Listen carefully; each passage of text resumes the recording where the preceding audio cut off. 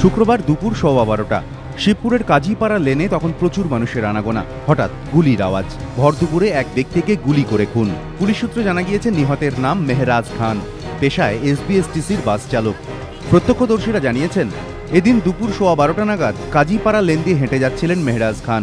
সেই সময় কয়েকজন বাইকে করে এসে তাঁর সামনে দাঁড়ান। তাঁর সঙ্গে একজন হাত মেলান বলেও দাবি প্রত্যক্ষদর্শীদের। এরপরই দুষ্কৃতীরা মেহরাজ খানের মাথায় বন্দুক ঠেকিয়ে গুলি করে পালায় বলে প্রত্যক্ষদর্শীরা জানিয়েছেন। রক্তাক্ত অবস্থায় মাটিতে লুটিয়ে পড়েন মেহরাজ খান। স্থানীয় বাসিন্দারা তড়িঘড়ি মেহরাজকে উদ্ধার করে কলকাতা মেডিকেল কলেজ হাসপাতালে নিয়ে যান, কিন্তু চিকিৎসকেরা তাকে মৃত বলে জানান।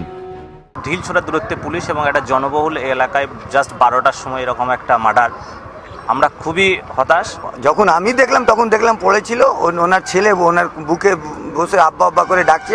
পুলিশ যখন সব কিছু হয়ে গেছে, বডি নিয়ে ফ্যামিলির লোক চলে গেছে, তখন দুটো কনস্টেবল লাঠি নিয়ে এলো। প্রাথমিকভাবে পুলিশের অনুমান পারিবারিক বিবাদের জেরেই এই খুন। পরিবারের অভিযোগ, গত কয়েকদিন ধরেই সম্পত্তি নিয়ে ভগ্নিপতি জাভেদ আনোয়ারের সঙ্গে মেহরাজের বিবাদ চলছিল। তাকে খুনের হুমকি দেওয়া হয় বলে অভিযোগ। পুলিশ ঘটনার তদন্ত শুরু করেছে। এদিকে ভর দুপুরে এই ঘটনায় এলাকায় আতঙ্ক ছড়িয়ে পড়ে। এলাকায় পুলিশ মোতায়েন করা হয়েছে। সুনীল হালদার, এবিপি আনন্দ, হাওড়া।